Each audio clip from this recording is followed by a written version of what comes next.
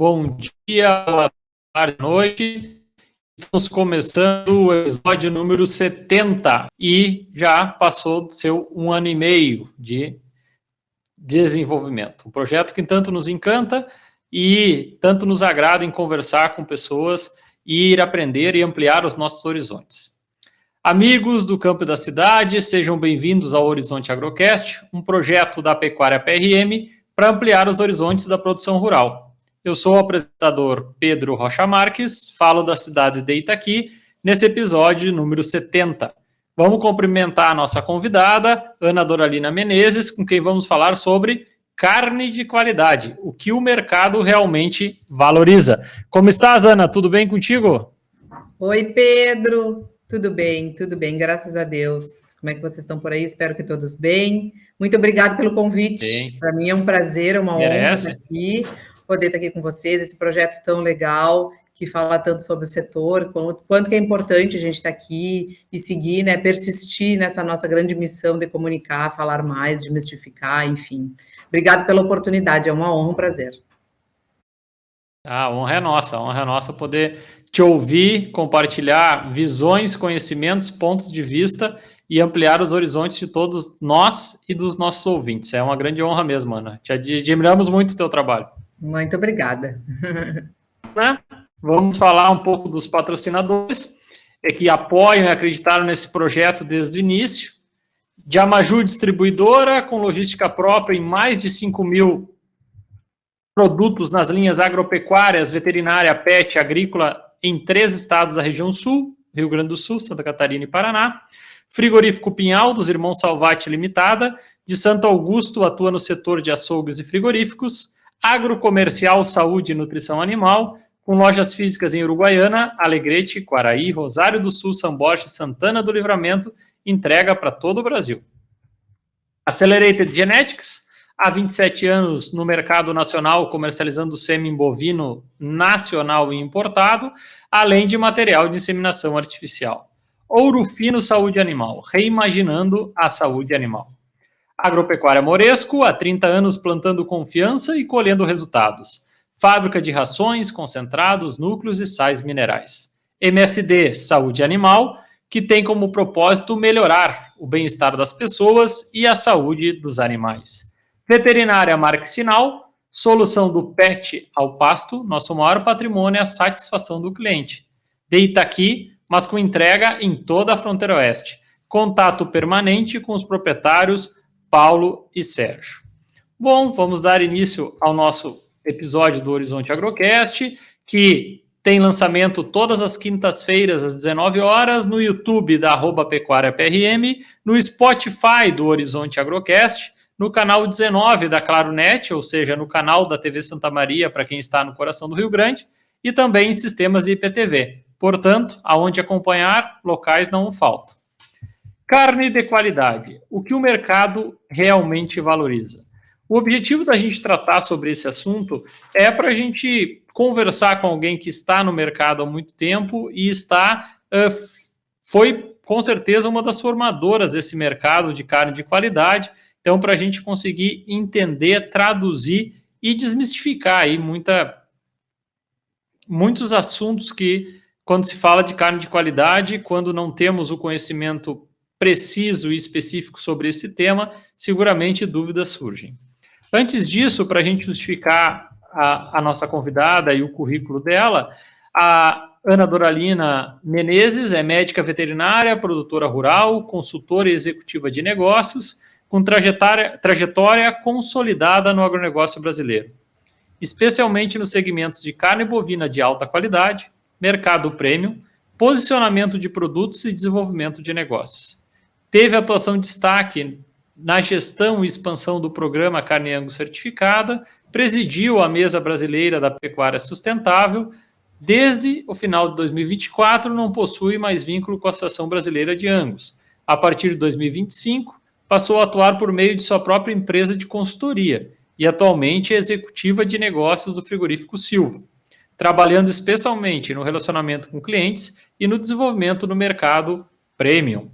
Então, Ana, fique à vontade para contar um pouco da tua história pessoal e vinculando ao profissional e com certeza muitos dos nossos ouvintes poderão tirar aprendizado, porque muitos, acredito, querem se espelhar na sua trajetória que está conquistando até hoje. Fique à vontade para a gente conhecer melhor, Ana, e tenho o tempo do mundo para te apresentar para todos os nossos ouvintes.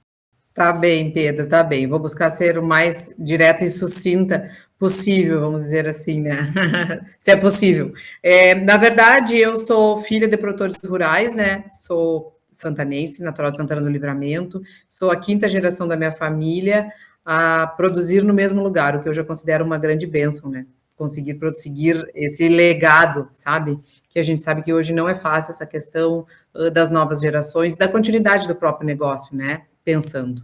Então, naturalmente, nasci na estância, me criei lá, nós somos 4 filhos, né? E com isso, naturalmente, fez parte das minhas escolhas seguir para uma carreira do agronegócio. Meu pai era zootecnista, formado na primeira turma de zootecnia do Brasil, então eu sempre tive isso muito vivo, né? Meu pai sempre fez a gente participar muito das coisas, eu e meus irmãos. Ele sempre teve cabanha de ovinos e de bovinos, e a gente sempre participou, ia para as exposições, levava os animais, entrava com os animais em pista. Meu pai sempre foi um homem muito participativo dentro do setor, foi presidente da Associação de Criadores de Ovinos, a ARCO, foi presidente da Associação de Corredade, então a gente sempre transitou muito dentro desse mundo, Expo Inter, todas essas questões, né? Então, claro, naturalmente fazia parte das minhas escolhas seguir pelo agronegócio. E eu sempre gostei muito da zootecnia, mas o meu pai me indicou, foi bem inciso, inclusive, faça veterinário, porque na verdade na veterinária tu tem muito mais opções, se tudo der errado, tu tem muito mais opções de seguir outros caminhos do que dentro da zootecnia, né, naquela época. Mas enfim, eu fiz a medicina veterinária, me formei aqui em Bagé, e dentro da faculdade sempre fui aquela aluna, gosto de estudar, sempre gostei de estudar, de me dedicar, né, vamos dizer assim, mas eu sempre fui aquela aluna que buscava conhecer coisas novas, muito questionadora. Então, eu sempre fiz estágio em várias áreas. Fiz estágio em equinos, fiz estágio em suínos, fiz estágio em aves, fiz estágio em tudo que eu podia, estava eu fazendo estágio. Fiz estágio na Embrapa, que foi um grande divisor de águas para mim, porque eu fui bolsista do CNPq, e isso para mim me abriu muitos horizontes. E o meu último estágio que eu fiz da faculdade foi justamente na área de carnes, em carne ovina, naturalmente, com o professor Osório, lá na Universidade Federal de Pelotas, lá no Departamento de Zootecnia, porque, claro, eu sempre tinha um vínculo muito grande com ovinos por causa do meu pai, né? Então, eu aprendi a falar sobre qualidade, sobre cortes, avaliar a carcaça em ovinos, na verdade. Tudo isso eu devo muito lá ao pessoal da Faculdade de Veterinária e Zootecnia e de Agronomia da Federal de Pelotas, que sempre ali dentro transcorreram muitos projetos de pesquisa, de mestrado e doutorado. Lá naquela época já tinha um processo de certificação, que era o Cordeiro Erval Premium. Naquela época era uma iniciativa ali na região sul, Pelotas, Pedras Altas, Pinheiro Machado, e eu tive a oportunidade de acompanhar esse projeto. E justamente certificava o produto, garantia a qualidade desse produto. Então, tudo começou por ali. Na sequência disso, eu me formei em medicina veterinária e acabei fazendo uma pós-graduação fora do país. Eu fui morar na Nova Zelândia, onde eu fiz a minha pós-graduação, e lá eu tive a oportunidade de acompanhar vários projetos, tanto de ovinos quanto de bovinos, sendo que o próprio processo de certificação lá já existia produto Angus, produtos certificados, produtos de qualidade. Na Nova Zelândia eles sempre posicionaram muito isso. Muito bem, quando eu retornei para o Brasil, eu já retornei com a Associação de Angus começando o programa Carne Angus, isso foi em 2003. Então, eu comecei no primeiro dia do programa Carne Angus, que começou aqui em Bagé, na época era frigorífico Mercosul, na época, onde eu comecei como inspetora de desossa. E dali o programa teve seu início e tudo que a gente foi aprendendo, porque nada existia em atividade, muito pouco existia sobre carne de qualidade, sobre avaliações, sobre o produto, entendeu? Então, a gente foi aprendendo fazendo. Tanto que eu me lembro que o primeiro pedido que a gente fez de carne, que foi para um cliente em Porto Alegre, o cliente devolveu todo o produto. Quando chegou o produto lá, ele olhou e disse, não é isso que eu quero, e devolveram tudo. E dali a gente começou, então, essa jornada mesmo de entender o que era, de definir e de conseguir chegar nesses estándares, vamos dizer assim, né? Nesses modelos, no que seria esse produto de qualidade, que na época muito se falava em produto embalado a vácuo. e algum tipo de sinalização. Então, a gente sinalizava que era certificado Angus e o produto embalado a vácuo. Era isso que a gente tinha. Estou te falando 2013, imagina. E dali em diante, literalmente, eu comecei uma imersão, porque eu não entendia muito. Eu sempre fui muito mais uma veterinária de campo, muito mais uma veterinária de produção, menos uma veterinária de indústria. Então, eu tinha pouco conhecimento, só as experiências da própria faculdade e das minhas experiências lá fora na Nova Zelândia. E ali a gente começou essa imersão, testando o produto, desenvolvendo o produto, mandando para cliente, volta produto, vai produto, não é bem assim, o cliente não rodou assim, produto mais limpo, produto fracionado, enfim. Tudo que a gente ia vendo que ia fazendo sentido, né? Então, a gente teve um grande parceiro nesse sentido, que foi a Rede Zafari, que para nós serviu pelo perfil de cliente que tinha, né? Ou seja, um cliente mais entendedor, mais conhecedor, disposto a pagar mais por qualidade, né? E que era fiel, né? Aquele cliente que vai, compra e retorna. Então, passado esses anos, eu fui crescendo internamente dentro da associação. Eu comecei como inspetora, passei para supervisora, coordenadora, até que eu assumi a gerência nacional do programa Carne Angus. Isso foi 2017, 18, onde eu assumi a gerência nacional e fui até 2024 como gerente nacional. Então, para mim, serviu de grande aprendizado, sem a menor sombra de dúvida. Eu sou muito grata à associação pela oportunidade, mas entendo que, claro, eu também tinha outros desafios e que poderia fazer muito mais, né? Eu comecei a atuar muito também nessa representatividade da Angus, né? Ou seja, levando o produto de qualidade brasileiro para fora do país. Participei diversas vezes de eventos fora, de feiras internacionais, na China, na Europa, no Oriente Médio, levando a carne brasileira junto com o Ministério da Agricultura, a BIEC e demais APECs e demais órgãos responsáveis, e internamente no Brasil, né? Ou seja, sempre dei muita palestra, sempre participei de muito evento, exatamente, falando sobre o mercado da carne premium, falando sobre cruzamentos, sobre a especialização dos produtores e desse mercado, né? Que para a gente ter o produto, óbvio, a gente precisa ter uma cadeia organizada, e para isso tu precisa ter produtores que entendam o que é a carne de qualidade, entendam quais são os parâmetros, entendam a questão de abastecimento, de frequência, de garantia da qualidade, de constância, né? Que isso tudo faz muito sentido. E também, Pedro, eu acabei desenvolvendo muito essa interlocução junto aos outros elos dessa cadeia, ou seja, produtor e indústria fazia parte do meu mundo, porque eu trabalhava na associação e a gente sempre falou muito com produtores e essa interlocução com a indústria, que era o papel do programa Carne Angus. Mas eu comecei a desenvolver muito, e o programa evoluiu muito nas interlocuções e na necessidade de falar com os outros elos, ou seja, varejo, restaurante e o próprio consumidor. Com o entendimento de que era a oportunidade da gente captar essas informações, buscar entender para ele o que era a carne de qualidade e trazer para a cadeia para que isso se difundisse, para que isso se fortalecesse, para que tivesse cada vez mais a certeza de ter o produto, né, de termos menos oscilações de abastecimento e também com relação aos padrões de qualidade. Então, eu acredito que eu fui desenvolvendo capacidades e habilidades muito em cima do que o próprio programa foi se alastrando, vamos dizer assim, né? Um programa que começou para ser a representatividade do produtor, né, em nome da associação, mas junto com a indústria, acabou que a gente transcendeu tudo isso, né? Furamos a bolha. Falávamos com o consumidor, com o cliente final, com varejos, com redes de restaurantes, com redes de fast food, né? Se teve parcerias importantes, por exemplo, com o próprio McDonald's, com grandes redes de varejo, de parceiros. Então, tudo isso foi trazendo a capacidade e as habilidades de enxergar o que é a carne de qualidade para os diferentes elos da cadeia produtiva e conseguir trazer as informações para que isso cada vez mais se estruturasse. E, sem sombra de dúvida, se estruturou.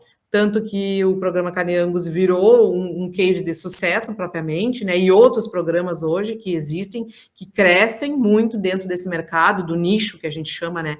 Que é a carne de alta qualidade, a carne premium. E hoje nós já vamos muito mais além, né? Com relação à entrega de produto e qualidade desse produto, mas o quanto que nos exigiu desenvolver essas habilidades e entender que não era simplesmente uma questão de estar dentro do frigorífico, avaliar carcaça e certificar a qualidade.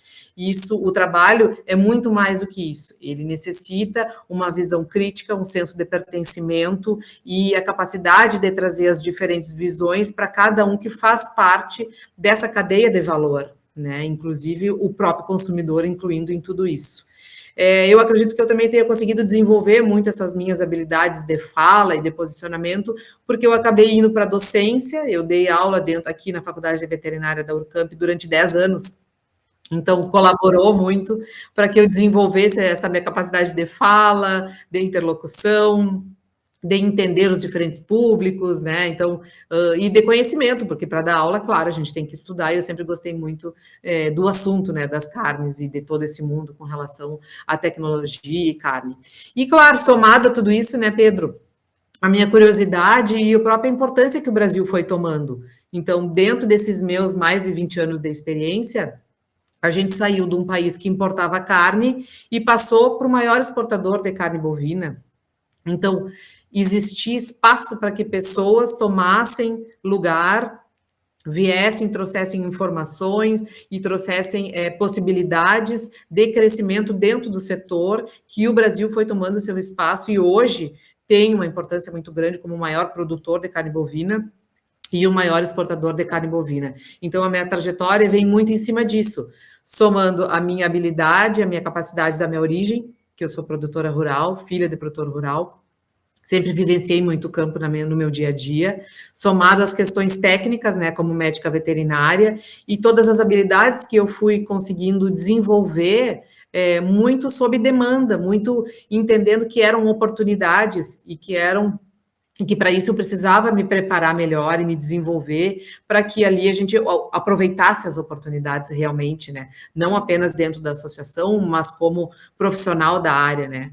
E aí, em 2024, eu assumi a presidência da Mesa Brasileira de Pecuária Sustentável, que é uma entidade multissetorial que representa o Brasil, a pecuária brasileira sustentável, de forma muito importante, dentro das mesas produtoras de carne do mundo, né, de forma sustentável. As mesas, são várias mesas no mundo hoje, e a gente responde a um grande órgão chamado Mesa Global de Pecuária Sustentável, e ali todos esses assuntos, com um viés muito voltado para a sustentabilidade, claro, são discutidos de forma aprofundada para que a gente possa cada vez mais ter subsídios e informações sobre a pecuária sustentável, a carne brasileira e a carne de alta qualidade. Então, basicamente... Quais entidades... Desculpa te interromper. Tá, passa. Quais as entidades que formaram a Mesa de Pecuária Sustentável?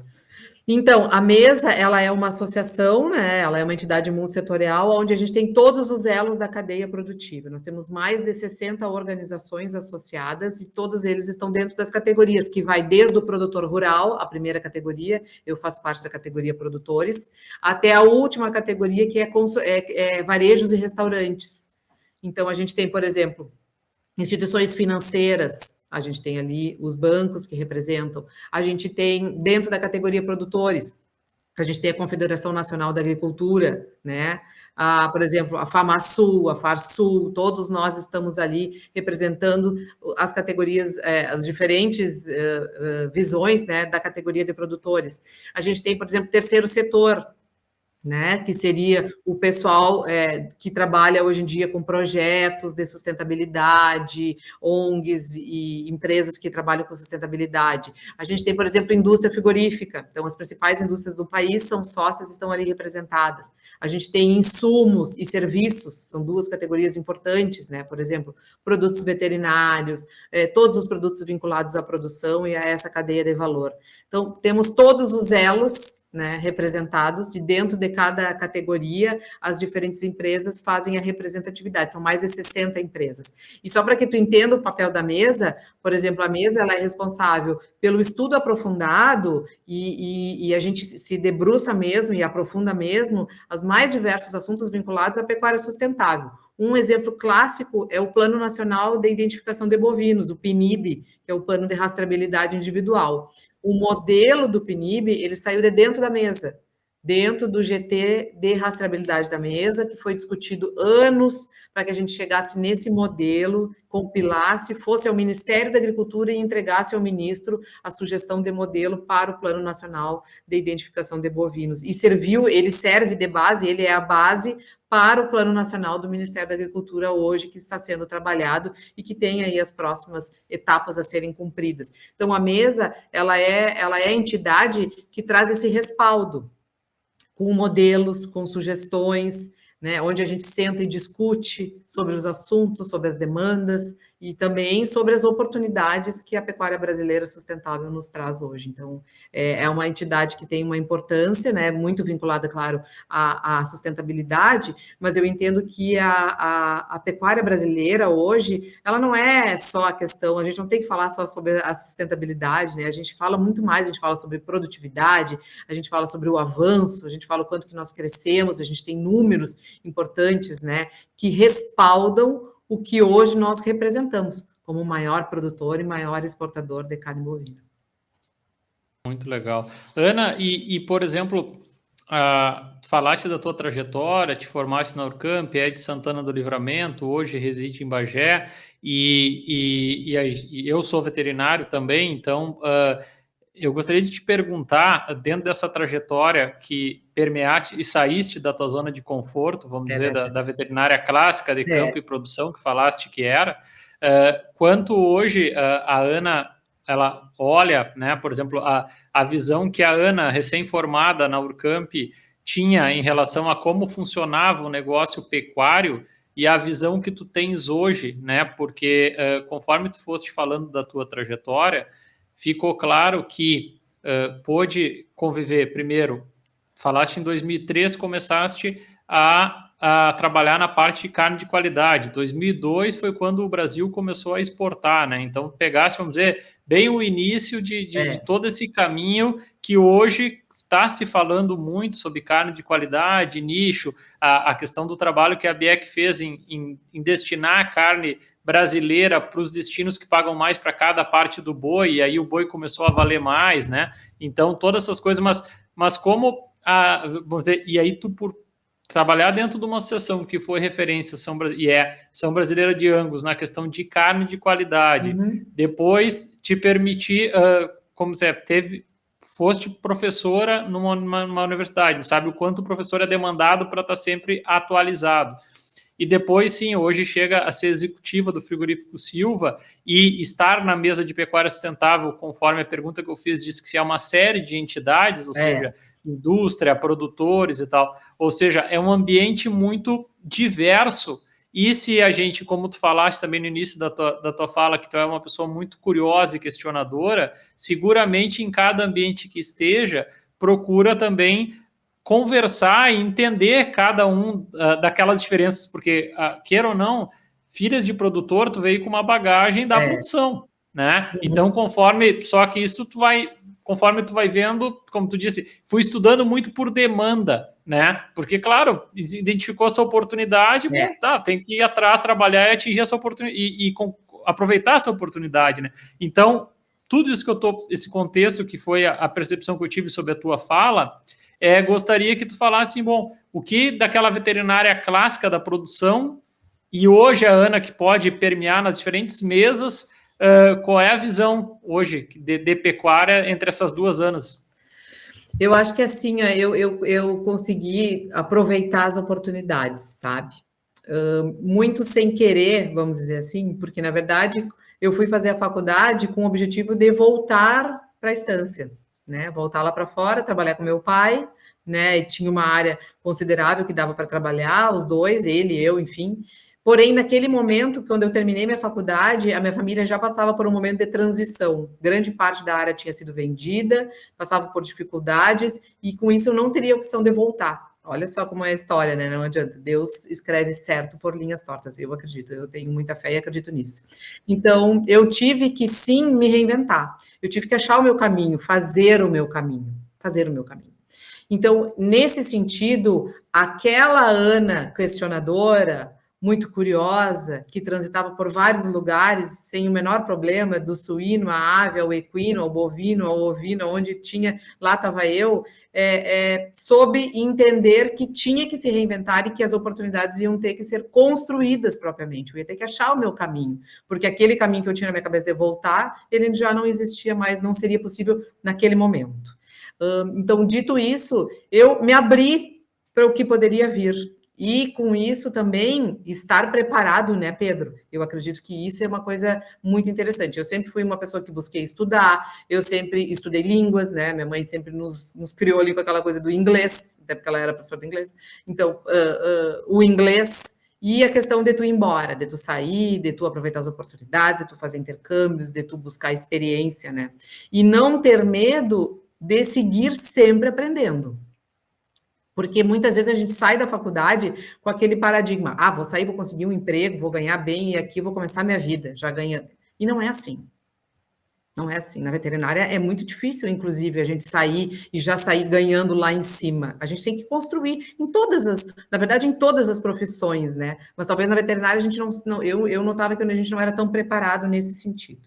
Então, eu tive que realmente construir e aproveitar as oportunidades. Daquela minha visão que eu tinha de pecuária, ela foi totalmente transformada, óbvio que sim, porque as coisas mudaram, né? Ou seja, aquela coisa de tu ser o produtor, de tu ir segunda, voltar sexta, de tu te envolver naqueles manejos da fazenda, de tu estar ali naquela questão mais gestão, né? Mais gerencial. Não, a Ana que teve que vir foi a Ana do pega, literalmente. A Ana que chegou no frigorífico e me deram uma faca e uma chaira. Vamos lá, seja bem-vinda. E eu tive que aprender. Eu não sabia cortes propriamente, sabia poucos cortes, eu tive que aprender. Além dos cortes que eu não sabia, eu tive que aprender a desenvolver cortes, porque esse mercado premium, ele não é o mercado de grandes cortes, ele é o mercado do corte muito limpo, ele é da experiência gastronômica. Então, o quanto que eu tive que realmente voltar para trás, 2, 3 passos para trás, me preparar e estudar, me juntar a pessoas que tinham informações, e eu sempre, graças a Deus, consegui muitas pessoas que me ajudaram, me ensinaram, pessoas da indústria que compartilham, que ensinam, então eu sou muito grata a isso. Eu procuro praticar isso, a mesma coisa, quando eu tenho estagiários, procuro ter estagiários, mas passar o meu conhecimento, não tenho medo nenhum, ao contrário, para mim é um orgulho poder ensinar uma pessoa, compartilhar um pouco do que eu sei. Eu acho que isso enobrece qualquer pessoa, a mim me deixa muito orgulhosa, e eu acho que a gente tem que buscar somar as coisas, ou seja, se eu tinha aquela visão daquela pecuária mais tradicional, extensiva, porque a propriedade da minha família fica dentro de uma área de proteção, ali em Livramento, né, numa área de proteção ambiental, pecuária mais extensiva, campos de basalto superficial, campo muito ovelheiro, uma pecuária mais longa, né, o quanto que eu tive que ir me entendendo, me encontrando e buscando conhecer essa nova pecuária, que todos nós fomos descobrindo ao longo desses últimos 20 anos, porque a pecuária brasileira, todas as vezes que ela foi desafiada, ela foi lá e bancou. Ela foi lá e aceitou o desafio. Então, com as viagens que eu sempre fiz muito, eu consegui enxergar o que é esse país, esse potencial produtivo, o quanto que o melhoramento genético faz a diferença, o quanto quando a gente tem um mercado alinhado, estruturado, sinalizador das possibilidades de ganho, de diferenciais e até mesmo de negócios, o negócio vem e se adequa, a pecuária vem e responde, né? Quando a gente diz assim, olha, existe um cliente que busca ter um volume X desse produto nesse padrão, sinaliza isso para o cliente, sinaliza isso para o produtor, paga um diferencial para ele, estimula ele a produzir, ele produz. Se isso faz sentido e se isso fecha a conta, ele produz, ele responde. Então, nós temos para nos ajudar a genética, o ambiente, a nutrição e a evolução da pecuária brasileira.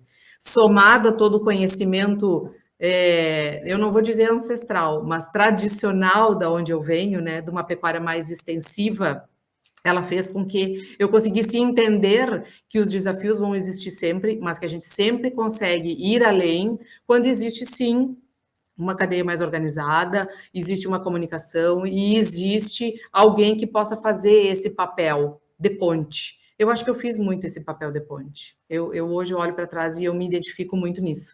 Ou seja, ir lá na frente falar com o cliente, com o consumidor, representando produtores. Voltar e trazer para o produtor o que o cliente quer, o que o cliente hoje nos exige, isso é um papel de ponte. né? Eu estou tentando encurtar esses caminhos, encurtar essas distâncias e fazer com que todos possam desfrutar do que é produzir alimentos e produzir carne. Então, hoje eu olho e eu acho que para o profissional que hoje está entrando no mercado ou que está nesse mercado, ter esse senso crítico de não ficar estagnado, né? Então, ter essa capacidade de abrir os seus horizontes, abrir a sua mente e entender que nós temos um papel muito maior aqui, né? Em produção sustentável, em produção de qualidade, e que esse profissional com essas diversas facetas, capacidades, né? Ele faz parte e ele é essencial para que a gente consiga seguir evoluindo. Muito legal, muito legal. E Ana, falaste agora há pouco na questão de cadeia, né? Também, quando te formaste, acredito que tu não deve ter tido nenhuma disciplina falando sobre cadeia, né? Cadeia pecuária e tal, porque isso foi criado a partir de 2001 ali eu sou veterinário, fiz mestrado em agronegócio, né? Então, quando eu mais ouvi falar de cadeia foi quando eu fiz o mestrado em agronegócio lá no CEPAM, na URGS, e aí foi quando ouvi vários temas do Décio Zilberstein, né? De vários temas de como a comercialização da palavra agronegócio também, que hoje ela está tão comum de ser falada, e hoje o nosso setor é caracterizado o agro, né? Mas era algo que a gente olhar para 2003, 2004, isso não era muito comentado, né? Isso. Então, conceitualmente, eu queria ouvir a tua opinião sobre isso. Conceitualmente, eu acredito que esse conceito de cadeia, ele está dominado, né? Teoricamente, vamos dizer assim.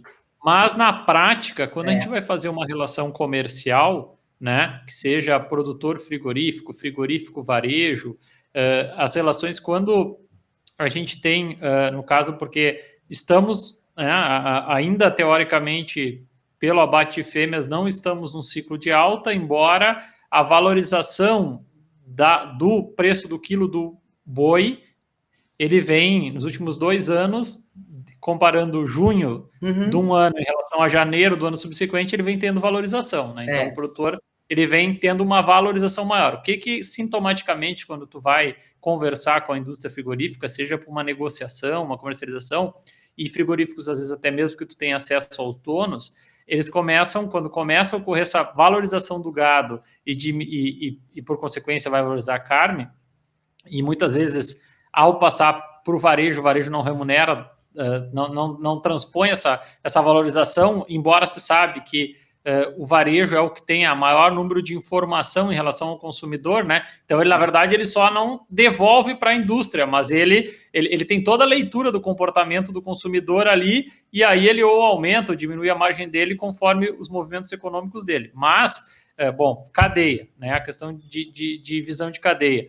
O que falta para essa visão de que é importante termos uma visão de cadeia, o produtor entender que o consumidor é quem vai demandar, vamos dizer, é o chefe dele, é o que vai demandar as tendências, vai remunerar isso aí, para quando, e ao mesmo tempo, quando ele vai se relacionar com o frigorífico, ter uma relação de confiança e a partir disso ser uma relação de duas vias, assim, e da mesma forma o frigorífico para com o produtor, saber que quando o produtor diz, meus animais têm 500 quilos, gordura 3, vai entregar, e chegam, vamos dizer, chegou lá no curral do frigorífico vamos dizer, as especificações que o produtor disse para o frigorífico. Como a gente, tu já estás há muito tempo nisso, como a gente pode aparar essa simetria de informação entre essa cadeia e ela, na prática, funcionar como uma cadeia e não, na verdade, ao meu ver, como várias esferas, né? Elas não estão conectadas, elas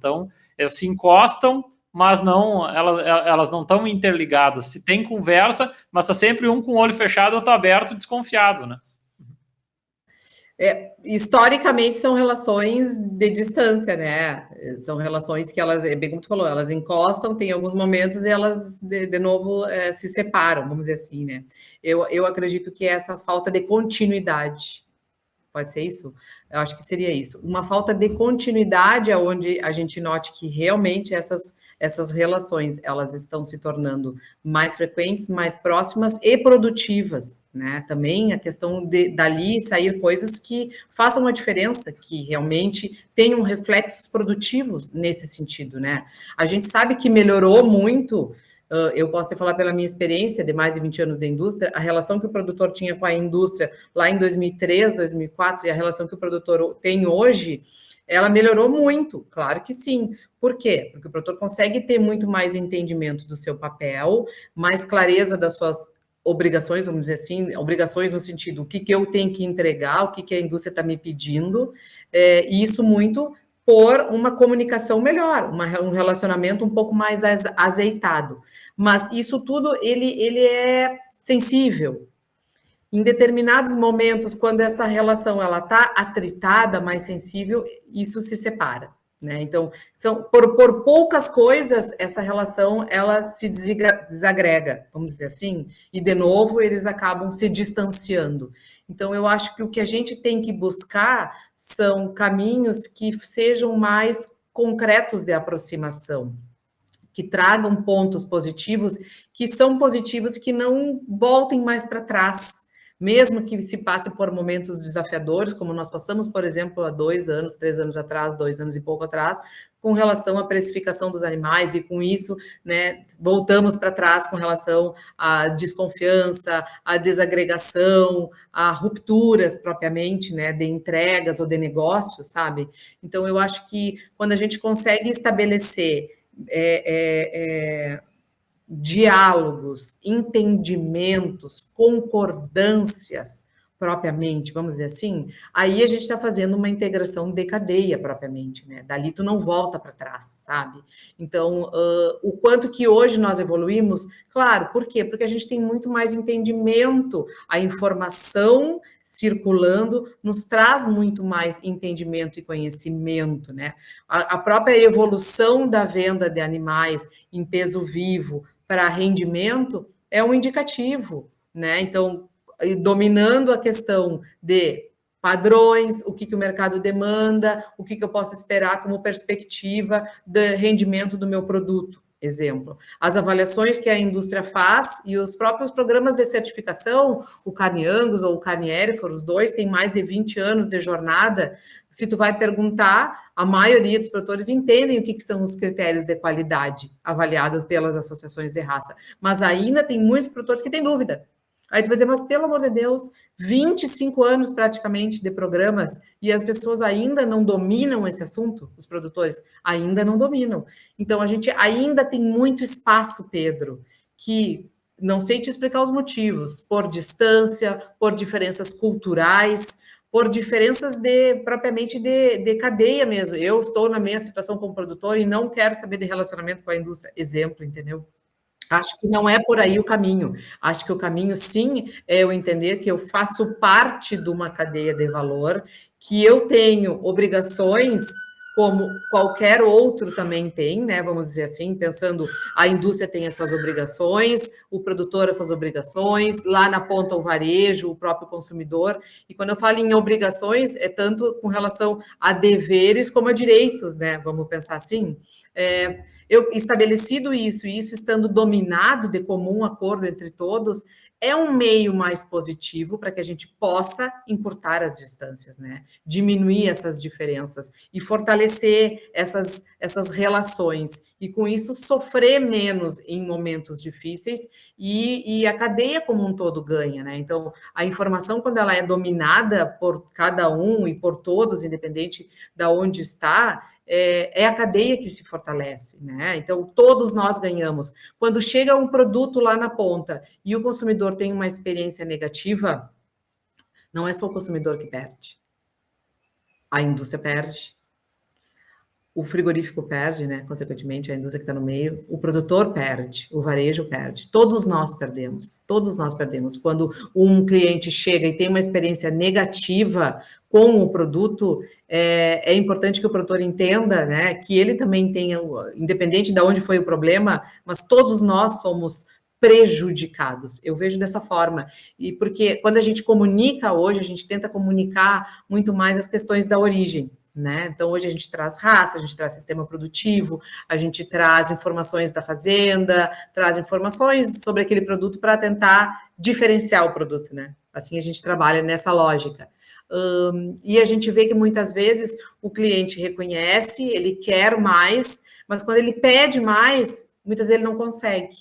Não, isso aí é demais, aí é muita informação, aí é... Não, não é. Hoje, nós caminhamos para produtos que falam muito mais, nós caminhamos para produtos que geram muito mais impacto onde são inseridos no seu mercado, para serem aceitos, para estarem adequadamente alinhados com a expectativa do cliente, e isso não é uma responsabilidade apenas do último elo, varejo, não é uma responsabilidade apenas do penúltimo, indústria.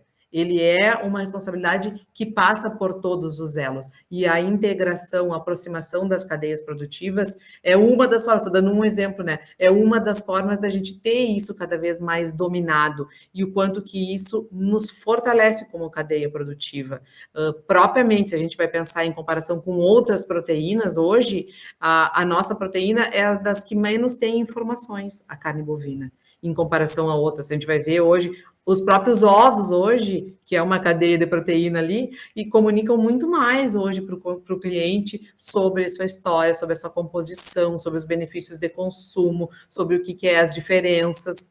Ovo branco, ovo vermelho, ovo jumbo, ovo caipira, ovo orgânico, com vitamina A, com ômega, sem ômega. É um exemplo. E a gente comunica sobre o nosso produto? Não, porque a gente nunca sabe de onde é que essa informação tem que vir para ser comunicada, né? A gente está sempre se debatendo. Isso é um exemplo do que eu vejo que as integrações poderiam trazer de benefícios. Integração da cadeia.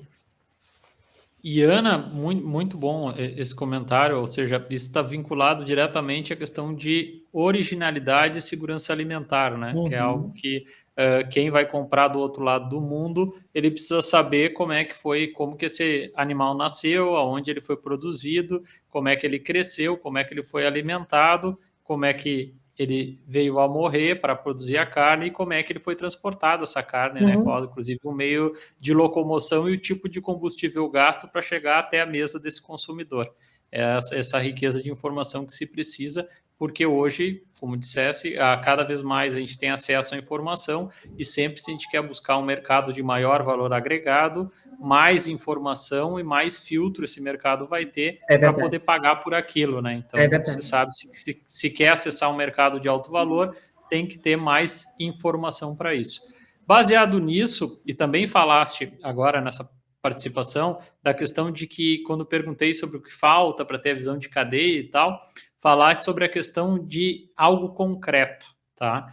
E a gente teve uma série de exemplos de questões concretas que mudaram, como a questão do quanto a China foi fundamental para baixar a idade de abate e balizar, né? Que antes tinham dois tipos de mercado. Tinha um produtor que comprava muito barato um animal e vendia ele com 6 anos e ganhava dinheiro e conseguia vender. A diferença entre o animal jovem não tinha muita diferença de preço. Hoje o animal, depois passou dos 3 anos, ele é outro preço, né? Então então isso está muito marcado e isso fez encurtar o ciclo de produção até mesmo dos produtores mais tradicionais, né? Isso é um caminho sem volta.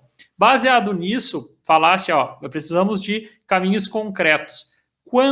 E por ser produtora, ter trabalhado na indústria, representar hoje uma indústria nesse mercado premium e, voltando, em ter algo concreto, por que o sistema de tipificação de carcaça, e vou exemplificar algo que me encuca há muito tempo, por que a gente não, no caso, por exemplo, para diminuir o ruído, esse sistema de ultrassom de carcaça antes do animal ser vendido e se entregar, vamos dizer, passou, antes de pesar esse animal, passa o ultrassom de carcaça e se identifica, vamos dizer, quantos animais, gordura tanto, eu vou ter, antes de matar ele, né?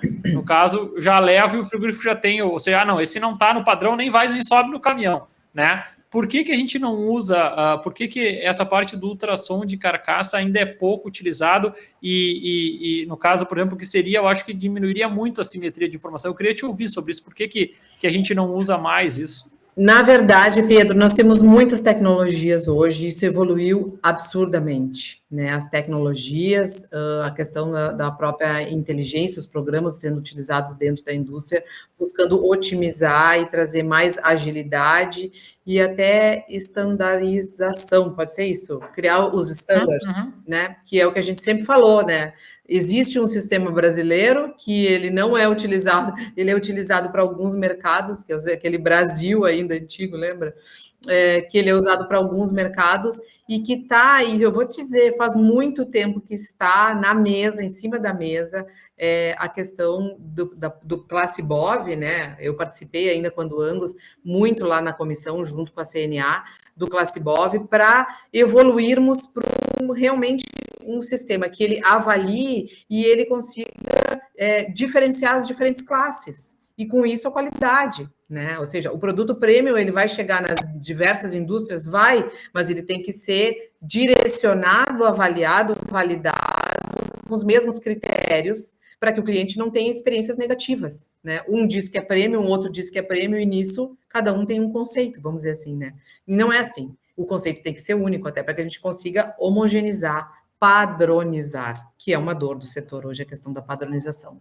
Então, eu entendo que sim, falta toda um peso, né? E aí a questão da representatividade do produtor, leia-se muito nesse sentido também, junto com a indústria, fazendo meio de campo, sentando, conversando, criando essa agenda e viabilizando que esse Classe BOV realmente vá nascer e que seja utilizado na prática com padrões e parâmetros que são aplicáveis. As tecnologias são as mais diversas. A gente pode falar sobre o ultrassom no animal vivo antes de carregar, a gente pode falar em ultrassom antes de animais que entram em confinamento, se tu vai falar nisso, né, Pedro? Onde tu já tem ali a validação do potencial genético para que o produtor invista o custo do que é um animal dentro de um confinamento ou de um sistema intensivo, leia-se como quiser, mas para quem tem potencial para responder, né? Ou seja, não vou gastar investimento, sim, fazer investimento num indivíduo que eu sei que não vai conseguir me entregar padrões altos de qualidade, porque não tem potencial genético para isso. Ok, é uma belíssima ferramenta. Nesse sentido, pré-entrada em confinamento, eu vejo que ela vem sendo muito mais utilizada. Ela é muito utilizada dentro dos próprios programas de melhoramento genético, né? Dentro das associações, fazer ultrassom, mas aí pensando em difusão de genética, ou seja, identificar indivíduos superiores e difundir essa genética. Porém, comercialmente, realmente ela não é ainda muito utilizada, tão utilizada quanto poderia, como uma ferramenta de avaliação pré-abate, que seria uma grande ferramenta, né, de avaliar, de tu fazer espessura de gordura de cobertura, espessura de medida da P8, por exemplo, a da picanha, área de olho de lombo, que são características importantes. E o porquê de tudo isso também, né, porque o Brasil, na verdade, ele ainda não está conseguindo, mas está numa fronteira próxima disso, né, de avaliar e remunerar o produtor baseado nas avaliações. Ou seja, se eu vou avaliar gordura de cobertura, área de olho de lombo, marmoreio, eu preciso fazer a avaliação fria também disso lá na indústria. Então, a remuneração do produtor, ela viria depois dessas avaliações da carcaça fria, que é o que acontece, por exemplo, nos Estados Unidos. O produtor recebe como? Ele recebe baseado nos dados gerados da avaliação da carcaça fria, tá? Usa-se a tecnologia, mas o produtor recebe a remuneração depois. Hoje, nós seguimos no mesmo modelo que nós sempre fizemos. Qual é? Avaliação durante o abate. Avalia a gordura de cobertura, avalia idade, conformação, e para programas que fazem área de olho de lombo e marmoreio, daí se faz com a carcaça fria na sequência. Mas não se tem ainda um sinalizador ou um diferencial para o produtor. Porém, se tu vai me dizer, tá, não tem, mas tu acha que isso vai vir? Sem a menor sombra de dúvida. Isso vai vir. Isso vai vir. Não sei quando, mas a tendência é que a gente encurte, porque já existem projetos que fazem assim hoje. Sinalizam para o produtor avaliam, sinalizam o que querem, o que são esses padrões, conseguem fazer essas avaliações e remuneram depois o produtor, né, baseado nas características de carcaça fria. Mas o que eu vejo é muito mais uma necessidade de validação dessas tecnologias. Essas tecnologias ainda precisam ser um pouco mais testadas para que a gente não tenha diferenças. Passei o ultrassom e deu que é uma carcaça gordura 3. Fui lá no abate, avaliei, olhei e falei, não é bem 3. Essa diferença ela não pode existir. Eu tenho que minimizar isso, porque o produtor não tem culpa da utilização, ele tem que confiar e a tecnologia realmente tem que ser fidedigna, vamos dizer assim, ao que ele está avaliando, se propondo, né, avaliar e quantificar. Mas eu acredito que nós estamos sim no caminho. As diferenças são poucas, são acertos pequenos, que a tecnologia demanda. Hoje, a gente que trabalha dentro da indústria, com as tecnologias que a gente tem à disposição, a gente sabe que como é que tu valida alguma tecnologia? É rodando. Tu tem que estar sempre abastecendo ela com informação, sempre avaliando. Banco de dados, diferenças, banco de dados, para que ela vá conseguindo se balizar e minimizar essas avaliações diferentes, vamos dizer assim. E também uma coisa que me ocorre é a questão, assim, que a gente acaba vendo dentro do setor e tal, é a questão de como, vamos dizer, as grandes indústrias, né, tu pega, com exceção da que tu representa, o Silva, que está muito tempo na mão de uma família, mas, por exemplo, vamos dizer as plantas, né, por exemplo, que foram Mercosul, Marfrig, Minerva, que acabam sendo plantas ditadoras de preço, né, no caso, com um grande volume, isso acaba mudando muito de dono, né, e não sei qual é a tua visão sobre isso, o quanto isso também afeta essa relação de confiança do produtor, né? Porque assim como o setor de insumos também, vamos dizer, os laboratórios acabam um comprando o outro, muda o funcionário, vamos dizer, o cara que atende o produtor já não é o mesmo, né? Daí vai mudando. Então, e a gente sabe uma questão de mercado, na verdade, a empresa acaba sendo, todas essas empresas vão comprando as outras para ter mais escala, né? Sim, no caso, esse é o negócio de escala, esse é o objetivo, né? que não tem muito o que fazer. Mas o quanto isso, né, isso representa também é um dos pontos que, né, do problema multifatorial que afeta a relação de confiança do produtor, né? Não sei se tu concorda com isso. Eu acho que, claro, em partes vão existir situações, né, Pedro, que isso vai pesar, entendeu? Não tem, é inquestionável tu dizer a questão do como que as coisas funcionam internamente, o funcionamento, as operações, como que é todo esse fluxo de informações e propriamente os sistemas que são utilizados, os padrões que são praticados, né, dentro de uma empresa. Muitas vezes tu não replica em outra, e quando tu tem essa sequência de substituições, para o produtor às vezes realmente é complicado ele entender o que muda, o que fica, o que segue igual, como que funciona a questão das tratativas, a questão dos padrões, a questão de tudo isso, entendeu? Então, acaba, digamos assim, dando uma instabilidade, e isso acaba retornando atrás novamente, então tem que, de novo, reconstruir essa relação. Eu vejo dessa forma. Então, a gente teve e com certeza vai seguir tendo em diversas áreas empresas que vêm e tu tem essas aquisições e fusões, né? Fusões e aquisições, e acabam virando grandes empresas, e aquela pequena que eu tratava, que funcionava assim, virou um grande padrão que é assim e não é mais o que eu fazia, então, consequentemente, mudou, e aí o produtor acaba migrando para outra. Então, abre oportunidades para que outras, óbvio, né, vão tomando lugar, e, consequentemente, o que eu vejo também, e isso não só com relação ao relacionamento, mas a gente vem notando dentro desse perfil do produto premium, a questão dos projetos de verticalização, sabe? Isso é real, isso hoje tem grande importância, tem volume. A gente pode dizer que sim. Antigamente a gente falava 1, 2 projetos que existiam, hoje não, a gente sabe que existem vários projetos. O que seriam isso, né? Produtores que são focados para entregar para aquele cliente. E com isso ele ganha o quê? Ele ganha porque ele tem um entendimento do que é o padrão daquele cliente, como que o cliente trabalha, o que o cliente busca, sabe? Ele tem muito mais conhecimento, ele tem muito mais valorização do seu produto, muitas vezes, né? Ele tem a certeza da comercialização, da valorização, da avaliação. Então, eles encurtam essas distâncias, eles trazem mais amarras e eles fazem com que todos tenham mais conhecimento do próprio produto, vamos dizer assim. Esses projetos de verticalização hoje na cadeia, eles são uma forma até mesmo de melhorar a eficiência e propriamente a questão de resultados, né? Eu vejo isso, inclusive, sabe? Eu tive a oportunidade agora de estar num evento em Vacaria, 2 semanas atrás, num fórum da Associação de Erifor e Brafor, onde a gente tinha ali todos os elos da cadeia representados, e aí um açougue ali de Caxias, justamente falando que ele trabalhava, ele tinha os produtores que forneciam os lotes para ele. Então, ele trabalha assim. É um produto de alta qualidade, ele cobra, o valor do produto dele não é barato, bem assim ele falou, mas ele garante a entrega, ele garante o padrão que o cliente quer, ele conhece cliente por cliente que entra dentro da loja, ele sabe como é que o cara gosta que limpe a picanha, como é que o cara gosta que tire o vazio e a costela.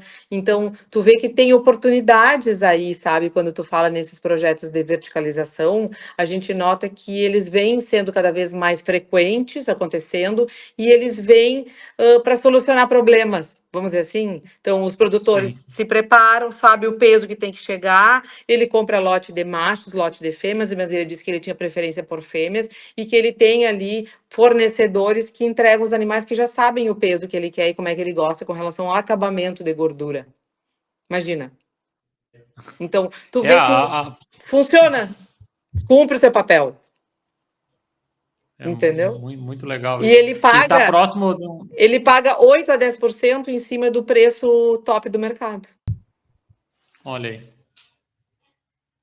aí. E tá numa região, né? Tá numa região de renda per capita alta, né? Claro. Então, esse nicho ele é um percentual maior da população, tem gente, então remunera para esse negócio, né? Baseado no que nós estamos falando...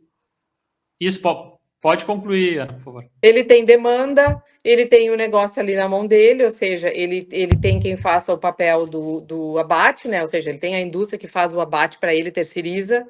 Então, ele organiza essas escalas com os fornecedores dele, né? Então, ao longo do mês, ele tem lá, cada semana, um produtor vai fornecer um lote de 20, 25 animais, o que seja, vai fornecer para ele dentro daquele padrão, ele consegue oferecer para o cliente dele, porque ele trabalha o produto na loja, e com isso todos ganham, porque o cliente dele paga mais por ter serviço, entrega de qualidade e serviço. Qualidade do produto e o serviço, o padrão dos cortes que ele entrega. Então, ele consegue remunerar melhor o produtor, que chega a ganhar 10% acima do mercado. São as verticalizações, os projetos de verticalização. Muito legal. E assim, Ana, nós estamos falando de nicho, né? E a gente ouve há muito tempo que o Rio Grande do Sul, se a gente vem falando que de 2002 até hoje vem crescendo a participação do Brasil no mercado internacional de carne, nas exportações, né? A gente falando sobre carne de qualidade, o Brasil, ele ainda é visto como uma carne commodity, na sua maioria, embora saiba que a BIEC fez um trabalho de destinar carne gourmet, carne ingrediente, mercados que gostam mais de dianteiro, então consegui colocar, isso foi, no caso, mas é uma grande saída para a sobrevivência das indústrias frigoríficas para viabilizar, né, a venda do boi inteiro, que antigamente era dianteiro era praticamente dado, traseiro, e lá as vísceras fechavam a conta, né? Isso. Então era bem justinho. Bom, mas nós estamos falando de nicho. O Brasil é visto como uma carne ainda commodity, tem volume, né? Para atender com volume. És uma conhecedora e até uma fundadora da parte do mercado de carne de qualidade aí do Rio Grande do Sul e, por consequência, do Brasil. O que falta ainda para o Rio Grande do Sul, já que ele não pode, o Rio Grande do Sul não vai ter volume para poder atender, o Rio Grande do Sul, dentro dos estados brasileiros, ele não vai ter grande escala. Então, há muito tempo se fala que o Rio Grande do Sul tem que copiar o modelo uruguaio, né, para poder agregar um valor, fazer aquele valor de tonelada aumentar e tal. O que a Ana vê que é necessário ainda para o Rio Grande do Sul poder se descolar do Brasil em relação à carne de qualidade e surfar essa onda que há muito tempo se fala, né? Que o Brasil precisa, que o Rio Grande do Sul tem que entender que esse é o papel, seja para ele exportar para estados de alta renda per capita, como Rio de Janeiro, São Paulo e Minas, né? Seja para exportar para outros países nesse nicho mundo, né? Que tem muitos países com renda per capita alta querendo consumir uma carne de qualidade e não conseguindo atender, desde que a Argentina praticamente saiu do mercado, né? O Uruguai atende, mas não atende muito pouco. Comenta um pouco assim de, primeiro, o tamanho desse mercado de carne de qualidade e, segundo, que tema de casa nós temos que fazer para poder aproveitar, porque o mercado tem. O mercado tem. Precisa a gente ter o produto para atender. O mercado ele existe. Ele existe e talvez ele nos pareça, num primeiro olhar, pequeno, vamos dizer assim, porque a gente quantifica pouco. Eu vejo que a gente, na verdade, a gente controla pouco. Quando a gente pergunta quanto que a gente sabe pouco dele. Mas ele existe e ele é importante, tá? E ele se divide em vários tipos de produto. Ele não é, hoje em dia, ele não tá só no produto do final de semana, no produto do churrasco, ele não tá só nesse viés aí, ele não tá só nesse portfólio. Ele transita em vários portfólios hoje. Beleza. O que nós precisamos organizar melhor? Ele internamente, ele existe, ele é crescente e ele vem mudando de perfil. Ele não está só na mão da boutique ou do restaurante AAA. Ele também hoje está dentro de uma grande rede de varejo que busca ter pelo menos uma linha de carne premium para ter para o seu cliente, para o cara que anda nessas grandes redes de varejo, não sair dali sem produto. Porque não faz sentido para uma grande rede de varejo ele perder o cliente porque ele não achou a carne. Não faz sentido para a grande rede. Não faz. Por isso que hoje elas buscam ter diversidade de linhas. Então, até em grandes redes, a gente vai falar até em atacarejos hoje, a gente acha. A gente acha. Tá? Então, por isso que eu digo que ele transita em vários tipos de produto. A gente precisa quantificar e organizar o que é ele dentro do nosso perfil de mercado interno, ou seja, restaurantes, food service especializados, parrijas, especializados em carne, né? Grandes redes, tá? A gente fala em grandes redes de varejo, a gente fala em boutiques especializadas também, tá? Isso é muito importante que se fale, em açougues especializados também, porque a gente tem regiões do país, se a gente vai pegar o Sul, Curitiba, Porto Alegre, Floripa, ainda existe muito o açougue. A pessoa do açougue e do açougueiro, que o cara que conhece o teu gosto, como que tu gosta carne, e faz sob medida para ti. E o cliente paga por isso. E tá ok, ele paga sem nenhum problema, sem peso na consciência, com condições. Existe sim esse perfil para o mercado externo.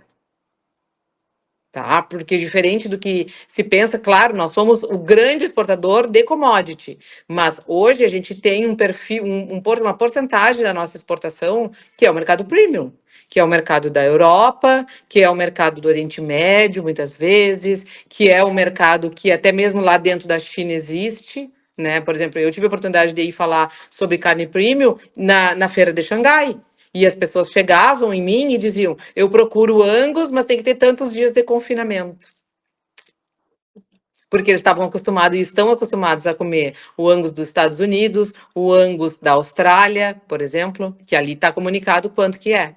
Então, o que nos falta também, né, Pedro? Falar mais sobre esse produto, caracterizar esse produto e ele ter as informações. Ou seja, é o produto X, raça tal, tantos dias de confinamento, fêmea, macho castrado, tanto de marmoreio, padronizar isso. Né? Isso, estandarizar isso. Isso é essencial porque isso nos fortalece. Isso traz para o cliente a consciência do produto, do que ele está comendo, do que ele quer seguir comendo. E isso vale para a carne gaúcha. A gente tem que falar que ela saiu do Rio Grande do Sul, que ela é daqui, as características que ela tem. Seja ela de confinamento, de suplementação ou de pasto, a gente tem que falar sobre ela. O cliente tem que ter o reconhecimento e ele só reconhece aquilo que ele enxerga e identifica. Então, quando ele consome, quando ele vai na gôndola, ele compra uma marca comercial. O que a marca fala? A marca. Tu sabe o sexo? Muito pouco. Olhe lá. Eu tive uma oportunidade que eu tive em Dubai, lá, visitando um varejo, e eu até mostro, geralmente, nas minhas palestras, né? O produto australiano que fala que era um produto Angus, que tinha marmoreio alto e que eram animais sem hormônios.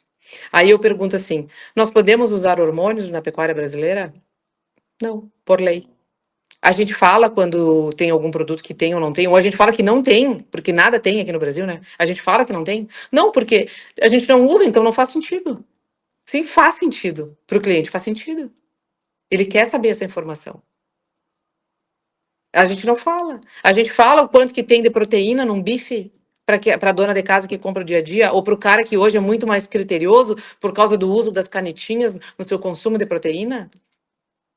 A gente não fala. E o ovo fala. O frango fala. Então, o quanto que a gente tem que entender que a gente tem que evoluir o nosso produto dentro do que faz sentido para o nosso cliente. E é ele que manda.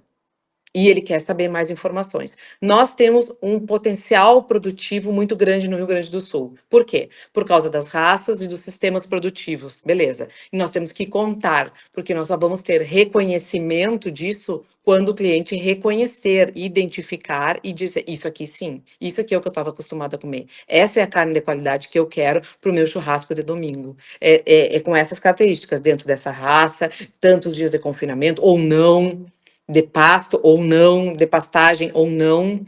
E o principal, para que eu possa, a partir daí, Pedro, dizer, eu tenho que replicar isso. Isso tem que estar na gôndola de janeiro a janeiro. Ou se eu não tenho, eu tenho que ter uma explicação. Porque, por exemplo, a gente não tem bergamota de janeiro a janeiro, tem? Não tem. A gente não tem bergamota, porque não tem. E a gente entende que não vai ter. Ou que se a gente quiser, a gente vai pagar muito caro por aquela bergamota. Não é verdade?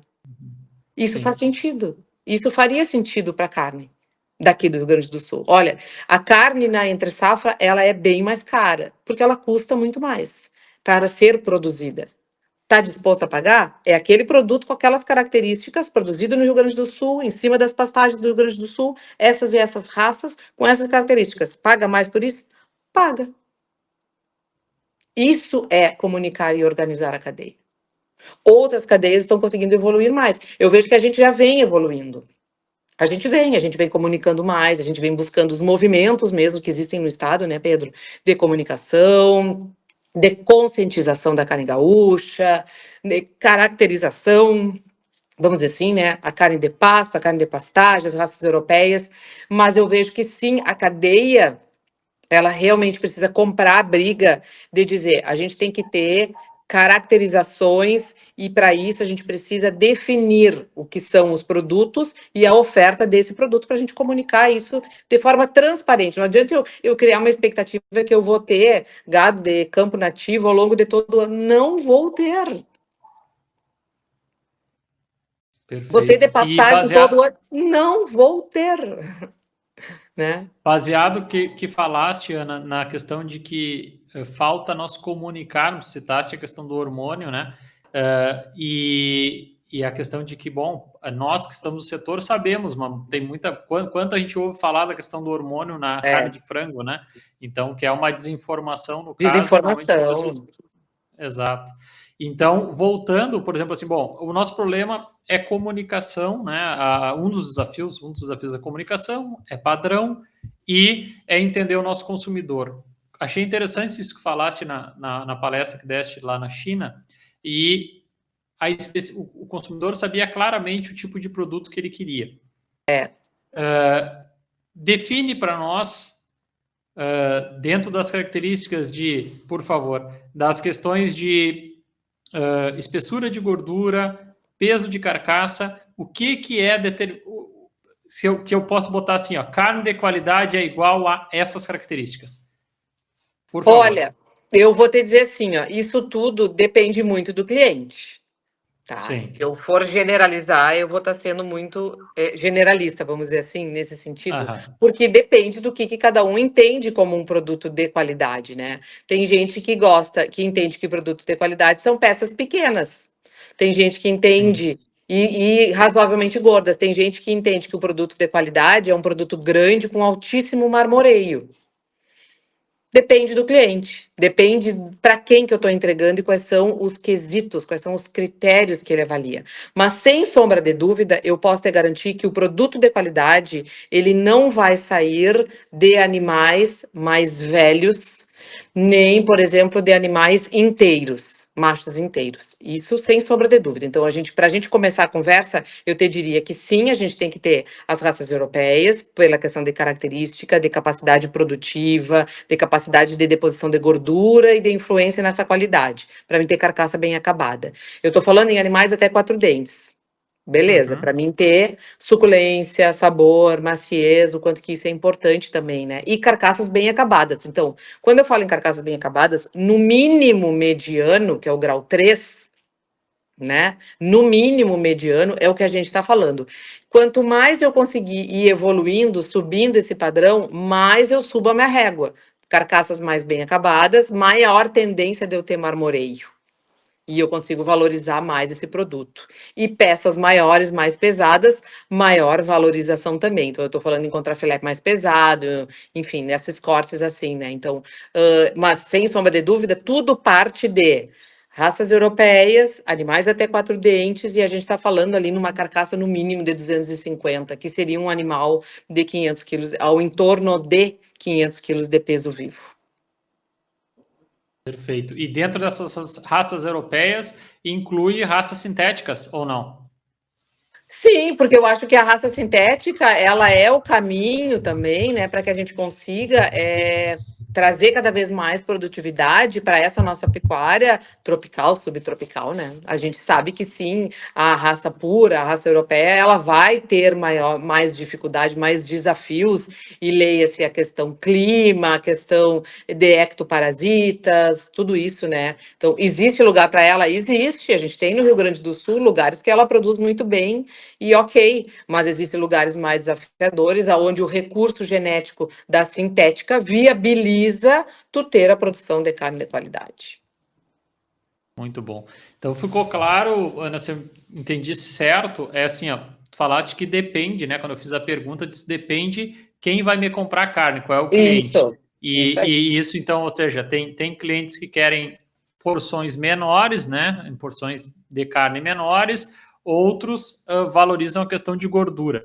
Tem clientes que querem um tipo de carne, outros querem outro, e aí é quando o produtor questiona, né, na questão de, mas por que eu não sou remunerado? Se ele tem destino para todas as carnes, por que eu não sou remunerado de uma forma padrão, né? Porque eu entendo que esse mercado premium, ele deve remunerar de uma forma melhor, né? E aí, por consequência, normalmente, esse mercado que remunera mais é onde o frigorífico sinaliza que pode pagar mais, é isso, né? Exatamente. E também tem uma coisa, às vezes o frigorífico consegue achar o caminho desse cliente que vai pagar mais e disposto a pagar mais, porém, dentro do mix, a porcentagem da carcaça que ele leva, digamos que eu levo 4, 5 cortes, pago mais em 4, 5 cortes. No restante da carcaça eu não consigo pagar diferencial. Exemplo, entendeu? Isso acontece. Lembrando que o frigorífico, ele desmancha em pequenos pedaços, o menor possível para tentar agregar valor, né? Mas existem cortes que são cortes grandes e volumosos. Por exemplo, o corte da coxa. É difícil tu fracionar corte da coxa. Um colchão mole, um colchão duro, né? São cortes que vão inteiros. E com isso tu não consegue ter uma agregação de valor normalmente. Então tu consegue ter em cortes mais nobres, cortes do lombo, cortes menores, né? E às vezes cortes tradicionalmente.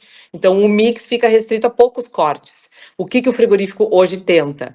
Tenta achar o melhor preço para sempre foi, né? Para as diferentes regiões, né? Ou seja, tentando otimizar, mesmo que para isso ele tenha que fazer uma média, digamos, mais baixa, mas no geral ele se livra de todos os cortes, ele consegue vender tudo, ele não fica com nada, entendeu? Esse é o grande negócio. Ter agilidade de venda, né? Isso também é importante que se diga, né? Desossei, vendi tudo. Em 48 horas vendi tudo. Isso para a indústria é importante. Tu tá desocupando espaço para que outras carcaças entrem. Interessante. Muito legal essa visão. Ana, o papo bom, passar rápido, estamos chegando no nosso final. Eu gostaria que, assim, desse a tua mensagem final sobre carne de qualidade. Abordamos muito bem temas desde o início da trajetória, a entrada da indústria, a situação do mercado de carne de qualidade hoje, oportunidades confirmando que existe esse mercado, o que falta do tema de casa para nós fazermos e podermos aproveitar mais esse mercado. Então, agora fica à vontade para dar a tua mensagem final aí para quem quer produzir carne de qualidade, para os produtores que estão na dúvida se ainda tem esse mercado, e como tu é uma grande conhecedora e está atuando nesse mercado, fica à vontade para dares a mensagem final que julga conveniente, e também aonde as pessoas que querem acompanhar a opinião e informação da Ana, aonde eles podem te encontrar. Bom, Pedro, em primeiro lugar, eu gostaria de agradecer a oportunidade, foi uma conversa muito boa, super produtiva. Como que é bom a gente poder interagir assim, com pessoas que tu vê que realmente conhecem, né? Que têm opiniões, senso crítico, mas o entendimento da importância de trazer as diferentes visões, né? O mercado da carne premium, ele é exatamente isso, né? Ele é esse somatório das diferentes visões. A gente vem galgando, crescendo, evoluindo. Ele é relativamente novo para o Brasil, né? Mas a gente vem buscando, claro, cada vez mais posicionar tudo isso. E para que isso aconteça, é importante a informação pelos diferentes elos dessa cadeia, ou seja, o produtor tem que entender o que é a carne premium, o que é a carcaça, o que é o animal, quais são as ferramentas que ele tem para usar dentro do seu negócio quando ele tem como objetivo atingir esse mercado.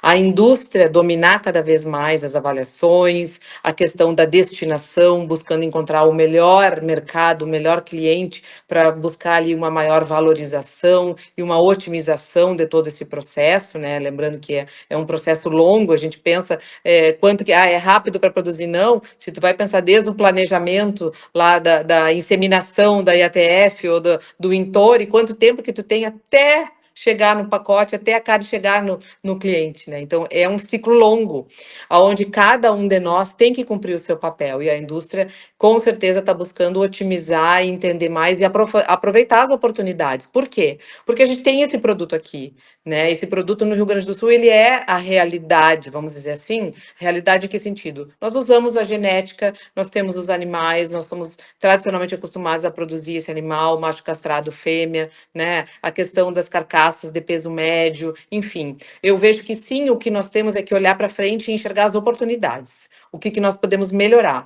para fortalecer esse negócio, para nós realmente sermos muito mais do que uma referência nacional como berço das genéticas, né, das duas raças, das raças principais europeias, mas sim berço da produção da carne, ter esse produto, organizar essa cadeia, comunicar mais, identificar e ter esse produto sinalizado como carne gaúcha, reconhecida, valorizada e abrindo cada vez mercados, porque a gente sabe que sim, o Brasil tem muita oportunidade para isso, tá aí os novos mercados que estão chegando e com isso as oportunidades, e não só para fora, aqui dentro também. O nosso mercado interno, ele é extremamente demandador e cada vez mais o cliente entende, quer saber mais informações e busca carne de qualidade. O nosso papel aqui é encurtar essas distâncias, é ser a ponte, trazer a informação e fortalecer toda essa cadeia. Então eu agradeço a oportunidade, foi muito bom, como sempre um aprendizado também, e fico à disposição para quem quiser me acompanhar através das redes sociais,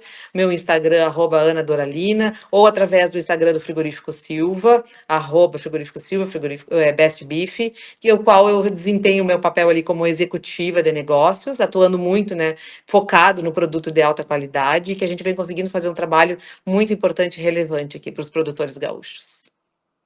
Muito legal, Ana, muito bom, e tenho certeza que conseguiste explorar o mercado de carne de qualidade com um detalhamento muito bom e com uma especificidade, conforme no início do programa eu comentei, e superaste a expectativa na clareza e objetividade da informação. Acho que vai estreitar, estás fazendo a ponte, e talvez até mais que ponte. Às vezes muitos viadutos vão ser construídos aí, porque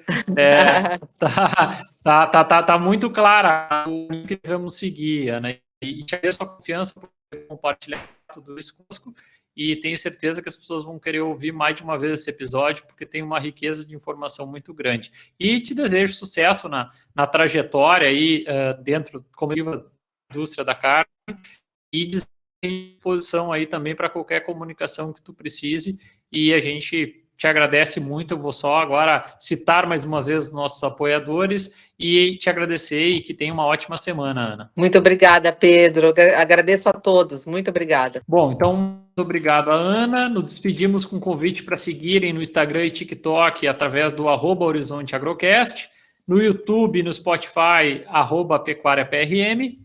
Toda quinta-feira, um novo episódio completo do Horizonte Agrocast conta com o apoio de Veterinária Marxinal, de Amaju Agrícola, Frigorífico Pinhal, Agrocomercial Saúde e Nutrição Animal, Accelerated Genetics, Agropecuária Moresco, Ouro Fino Saúde Animal, MSD Saúde Animal. E não se esqueça que a sua participação é muito importante. Deixe então seu comentário, sugestão, crítica em qualquer um dos canais disponíveis. Agradecemos a sua audiência. Esperamos você no próximo episódio do Horizonte Agrocast, que é um projeto da Pecuária PRM. Um grande abraço, fiquem com Deus e uma boa semana. Valeu!